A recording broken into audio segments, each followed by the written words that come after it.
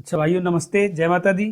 पिछले वीडियो में हमने आपको कार्तीय गुणनफल बताया था। संबंध पढ़ा रहे थे।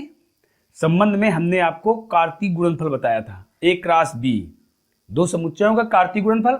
एनसीईआरटी बुक के 2.1 प्रश्नावली का हमने आपको 5-7 सवाल शायद बताए थे। 7 सवाल हमने बताए थे। आज हम आपको क्वेश्चन नंबर 8 से बता रहे हैं पुनः। ध्यान दीजिए, क्वेश्चन था, मान लीजिए कि समुच्चय ए बराबर, क्वेश्चन ये है, मान लीजिए समुच्चय ए बराबर 1,2, समुच्चय बी बराबर 3,4, 3,4। तो हमें क्या निकालना है? तो ए क्रॉस बी लिखिए। ए क्रॉस बी के कितने उपसमुच्चय होंगे, इनकी सूची भी बनानी है। तो हमें तो ए क्रॉस बी लिखना है, लिखो, और ए क्रॉस बी के उपसमुच्चय की सूची बनाओ। ए क्रॉस बी के उपसमुच्चय की सूची बनाओ, ये क्वेश्चन है हमारा। तो देखिए आप आंसर इसका, पहले आप ए क्रॉस बी निकालिए। तो ए क्रॉस बी में हमने आपको बताया था कि जो समुच्चय पहले होगा उसके अवयव भुज होंगे, और जो समुच्चय बाद में होगा उसके अवयव कोटि होगी, और निर्देशांक रूप में आपको लिख देना है सरल भाषा में। तो देखिए, पहले समुच्चय ए का पहला अवयव क्या है? 1 है। तो समुच्चय बी के आप दोनों अवयव साथ में लिखोगे, 1,3, 1,4, फिर 2,3, 2,4। ये ए क्रॉस बी हुआ। अब ए क्रॉस बी के उपसमुच्चय लिखिए आप, उपसमुच्चय लिखोगे। तो उपसमुच्चय कैसे लिखोगे? सबसे पहले हम फाई लिख देते हैं। किसी का भी उपसमुच्चय हो सर्वप्रथम क्या लिखा जाता है? फाई लिखा जाता है। फिर आप क्रमबद्ध लिखिए इनको। देखिए, पहले आप इनको सिंगल सिंगल लिखोगे, 1,3, फिर 1,4, फिर 2,3, 2,4, सिंगल सिंगल हो गए। अब आप 2-2 का जोड़ा बनाइए। देखिए ध्यान दीजिए, एक अवयव ये है समुच्चय का। हमने आपको उपसमुच्चय लिखना बताया था कि सर्वप्रथम उपसमुच्चय में हम किसी भी समुच्चय का उपसमुच्चय लिख रहे हैं तो पहले फाई लिखेंगे, फिर उनके अवयवों के खंड लिखेंगे। पहले एक एक अवयव अलग अलग होंगे, फिर इसके बाद एक एक अवयव देखिए हमने अलग अलग कर दिए। अब 2-2 अवयवों का साथ लीजिए आप। तो 1,3, 1,4, 1,3 के साथ सारे लिखोगे आप। फिर 1,3, 2,3, फिर 1,3, 2,4 हो गया। ये देखिए 1,3 के साथ में, 1,3 के साथ में तीनों अवयव आ गए। देखिए 1,3 के साथ में ये भी लिखा है, ये भी लिखा है, ये भी लिखा है। अब इसके बाद 1,4 को लीजिए आप। तो 1,4 के साथ में 1,4, 2,3, फिर 1,4, 2,4 हो जाएगा। फिर 2,3 के साथ आप लीजिए तो क्या हो जाएगा? 2,3, 2,4। ठीक है, 2,3 के साथ 1,3, अब क्या बचा? 2,4 बचा करके। तो 2,4 सबके साथ हो चुका है। ठीक है, तो ये हो गए 2-2 के अवयव। देखिए पहले 1,3 के साथ तीनों को लिखा, फिर 1,4 के साथ दोनों को लिखा, फिर 2,3 के साथ इसको लिखा। अब क्या बचा करके? अब हमारा 3-3, 2-2 हो गए खंड। अब 3-3 के खंड करिए आप। तो 3-3 के खंड में क्या आएगा? 1,3, 1,4, 2,3, फिर 1,4, 2,3, 2,4। दूसरा समुच्चय 1,4, 2,3, 2,4 हुआ। फिर कामा लगाया, आगे लिखा, 1,4 से हो गया। 2,3, 2,4, 1,3, 2,3, 2,4, 1,3 हुआ। ठीक है, फिर 2,3 के साथ हो गया। अब 2,4 के साथ बचा तो क्या लिखोगे? 2,4, 1,3, 1,4 हो गया। अब यदि आप फिर 1,3 के साथ लिखोगे तो पुनरावृत्ति होने लगेगी। देखिए आप 1,3, 1,4, तो इसका मतलब हमारा 3-3 अवयव का हो गया। अब बचा करके चारों अवयव आपको लिख देने 1,3, 1,4, 2,3, 2,4। ठीक है, अब आपको चेक करना है कि आप सही हो कि गलत हो। तो हम ए क्रॉस बी के उप समुच्चयों की संख्या निकालें तो ए क्रॉस बी के उप समुच्चय में कितने अवयव होंगे, या नाफ ए क्रॉस बी के उप समुच्चय में अवयव संख्या 2 की पावर 4 हो जाएगी। कितना हो जाएगा, 16 हो जाएगा। अब आप इनको गिन लीजिए 16 है कि नहीं। तो 1 2 3 4 5 6 7 8 9 10 11 12 13 14 15 16। इस प्रकार से हमारा क्वेश्चन सही है। ठीक है, कोई दिक्कत तो नहीं है। अब आप इसको बार बार देखोगे रिपीट करके वीडियो, तो आपको क्लियर समझ में आ जाएगा। जैसे हमने कि समुच्चय के उप समुच्चय लिखना बताया था, उसी प्रकार से इस कार्तीय गुणनफल के अवयवों के आपको समुच्चय लिखने हैं, उप समुच्चय। पहले हम 5 लिखेंगे, फिर इनको सिंगल सिंगल करके लिख देंगे, फिर डबल डबल करके लिख देंगे, फिर ट्रिपल ट्रिपल करके लिख देंगे, और लास्ट में पूरा समुच्चय लिख दोगे आप। ठीक इस प्रकार से एक क्वेश्चन हमारा पूरा हुआ। अगला क्वेश्चन ध्यान देना, अगला क्वेश्चन हमारा 9वां नंबर क्वेश्चन है। 9वें नंबर में आपको क्या करना है, क्वेश्चन क्या है, क्वेश्चन है 9वें नंबर में, मान लीजिए कि ए और बी दो समुच्चय हैं जहां n of A equal 3, n of B equal 2। ठीक है, कह रहा है मान लीजिए ए और बी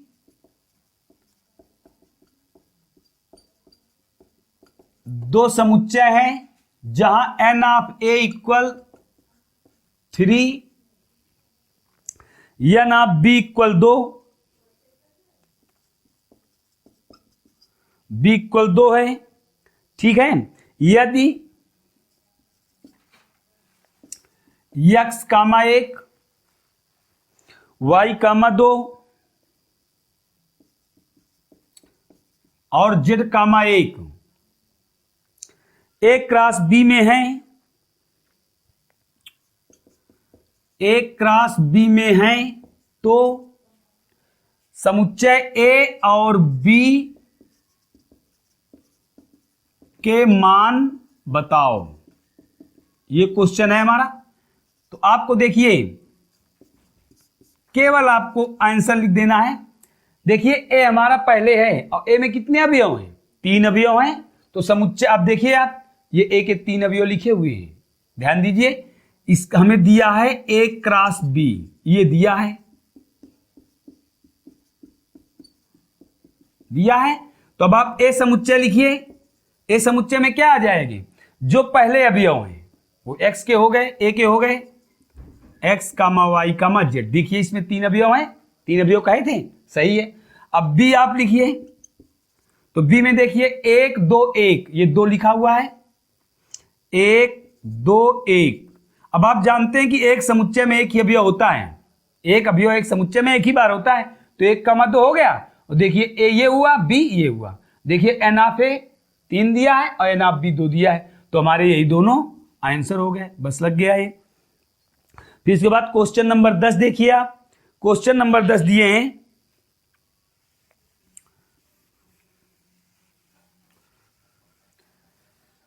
क्वेश्चन नंबर 10 है कार्तीय गुणन ए क्रॉस ए में 9 अवयव हैं। कह रहा कार्तीय गुणन में ए क्रॉस ए में 9 अवयव हैं। ठीक है, कह रहा जिनमें -1 कामा 0 और 0 कामा 1 भी है, 1 भी है। तो कह रहा समुच्चय ए ज्ञात करो तथा ए क्रॉस ए के शेष अवयव भी ज्ञात करो। कह रहा समुच्चय ए ज्ञात करो, ए ज्ञात करना है तथा शेष अवयव ए क्रॉस ए के भी ज्ञात करने हैं। ठीक है, तो अब आप आंसर में आइए।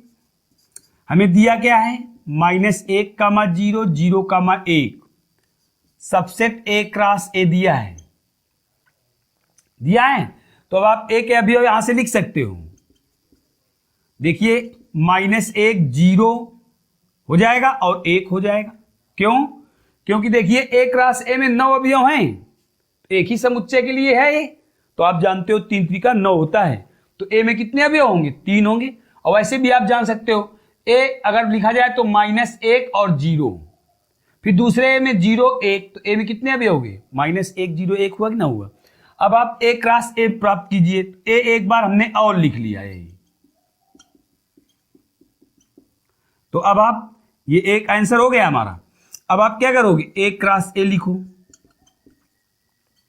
तो -1, -1, -1, -0, -1, फिर 0 के साथ 0, -1, 0, 0, 0, 1, फिर 1 के साथ तो 1, -1, 1, 0 और 1, 1। ठीक है, तो ए क्रॉस ए के शेष अवयव,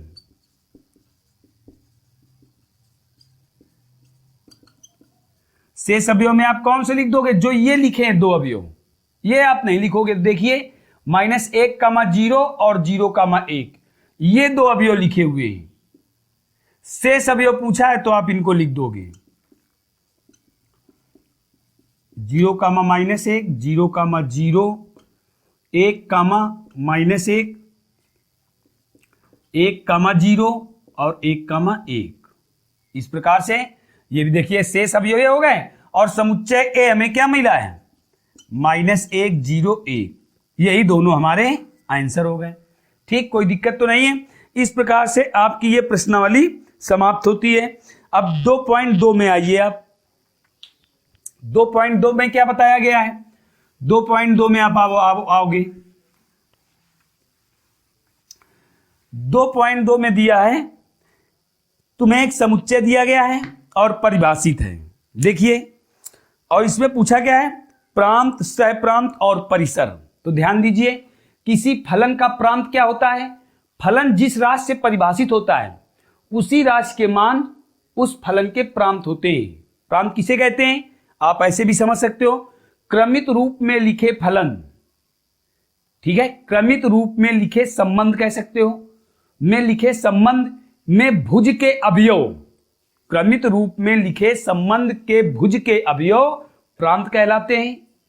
ठीक, कोटि के अवयव परिसर कहलाते हैं, और परिसर जिस समुच्चय से लिए जाते हैं उन्हें हम सहप्रांत कहते हैं।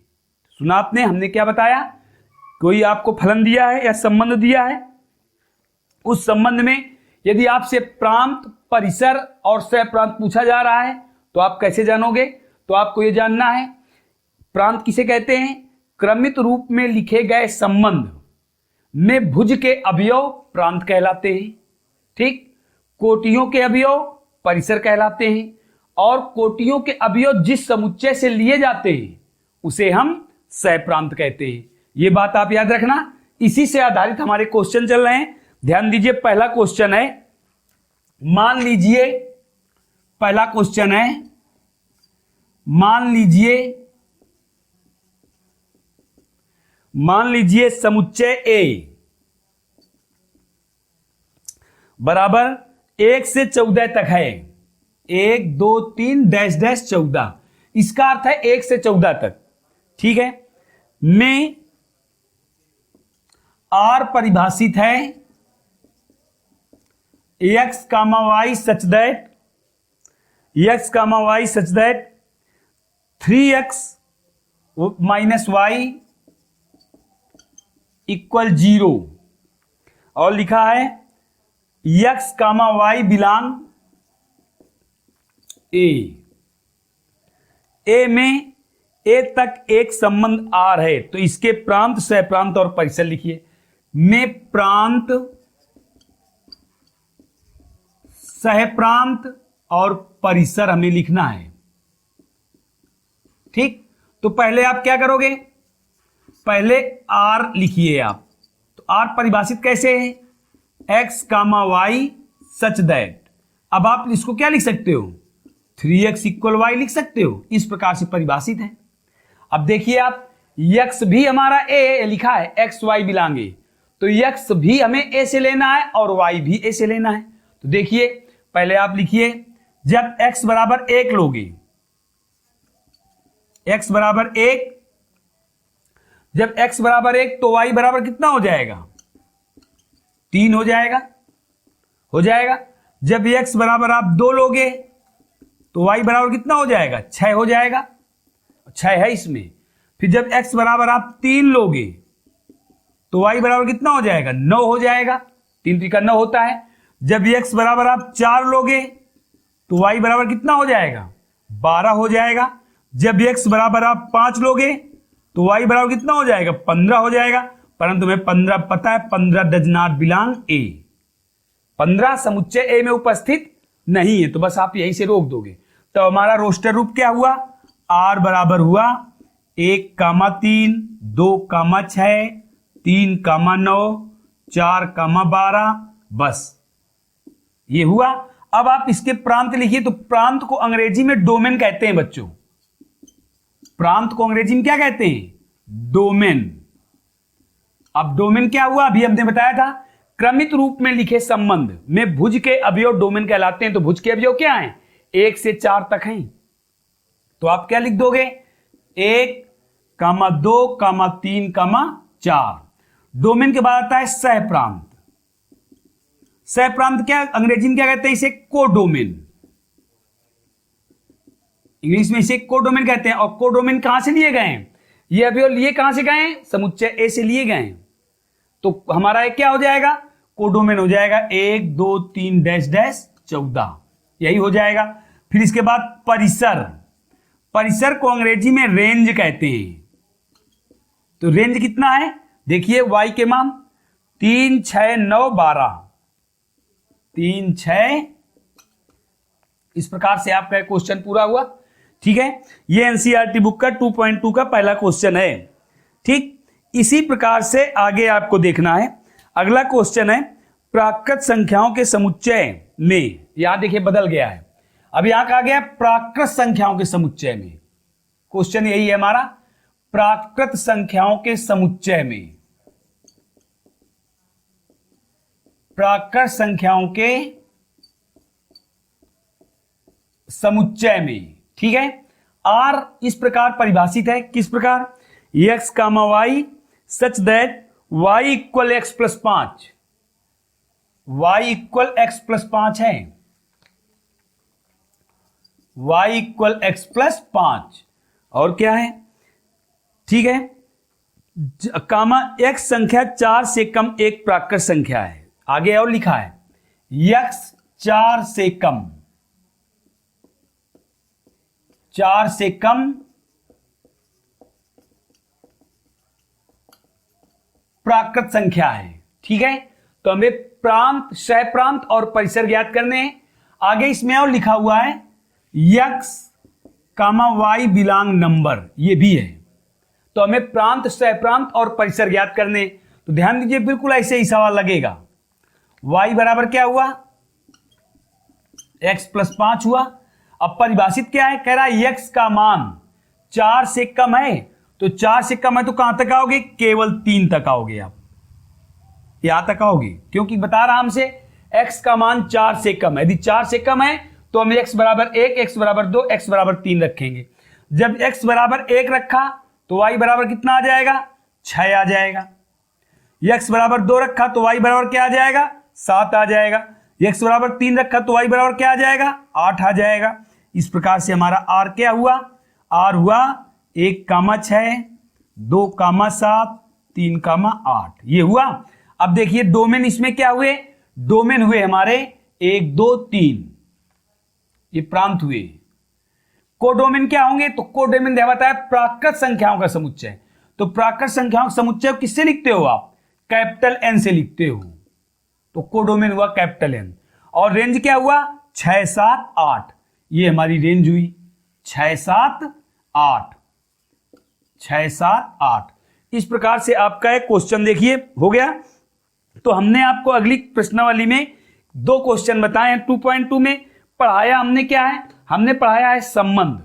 संबंध में डोमेन, परिसर और रेंज। तो यदि कोई संबंध परिभाषित इस प्रकार से होता है, ये परिभाषित है, तो हम सर्वप्रथम इसको रोस्टर रूप में लिखते हैं। रोस्टर रूप में मतलब तालिका विधि में, अर्थात क्रमित रूप में फलन हमने इसको प्राप्त किया। ये क्रमित रूप में हो गया।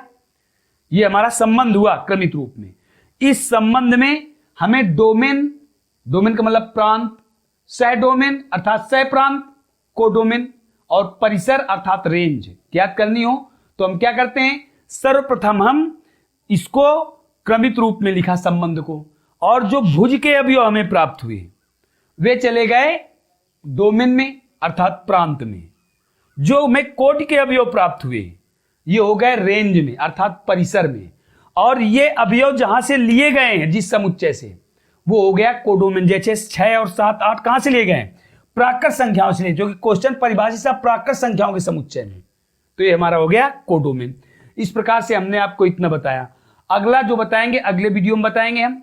मेरा वीडियो आप अच्छी तरीके से देखना, सब्सक्राइब करना, लाइक करना, शेयर करना, और हमारे अंदर जो कमियां हो कमेंट करके हमें बताना। पूर्णतः हम आपको अच्छा से अच्छा, सरल से सरल बताने का प्रयास करेंगे। धन्यवाद। जय हिंद, जय भारत।